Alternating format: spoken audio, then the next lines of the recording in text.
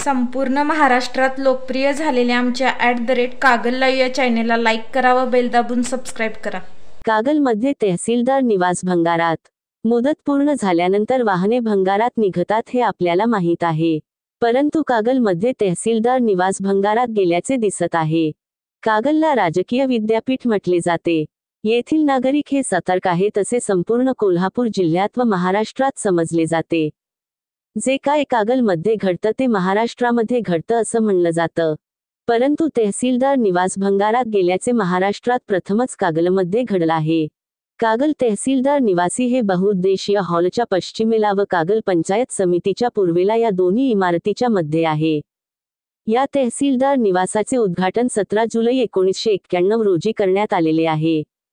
याचे उद्घाटन जिल्हाधिकारी शिवाजीराव देशमुख व उपविभागीय अधिकारी करवीर श्री SD राजे निंबाळकर यांच्या हस्ते करण्यात आले होते. व या तहसीलदार निवासाचे कॉन्ट्रॅक्टर प्रकाश घोरपडे व देखरेख RD गोरुले यांनी केली होती. व त्यावेळी तहसीलदार म्हणून VS कुलकर्णी हे होते. तहसीलदार निवासात जाऊन पाहिले असता एक हॉल, 2 बेडरूम, संडास, बाथरूम व सुसज्ज किचन रूम असे हा तहसीलदार निवासाचे स्वरूप आहे. सभोवताली झाडे झुडपे वाढले आहेत. समोर गेट आहे. खिडक्यांची मोडतोड जरी झाली असली तरी भिंती सुस्थितीत आहेत.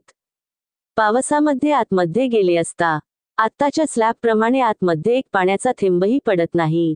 खिडकीची मोडतोड केली असली तरी भिंती मात्र सुस्वरूपात आहेत.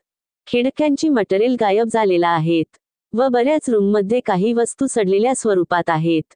ह्या इमारतीची जर दुरुस्ती केली तर एक देखणी इमारत जी इतिहासामध्ये गेली आहे ती परत कागलमध्ये पाहायला मिळेल. कारण ही इमारत अगदी मोक्याच्या ठिकाणी आहे. जर या इमारतीची दुरुस्ती केली तर तहसीलदार साहेब पण येथे राहण्यास येतील अशा स्वरूपात ही इमारत आहे. पण गेले कित्येक वर्षापासून ही इमारत मोकळी पडलेली आहे.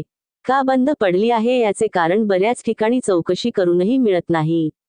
इमारतीचा वापर नसल्यामुळे सभोवताली झाडे झुडपे वाढून कचऱ्याचे साम्राज्य आहे.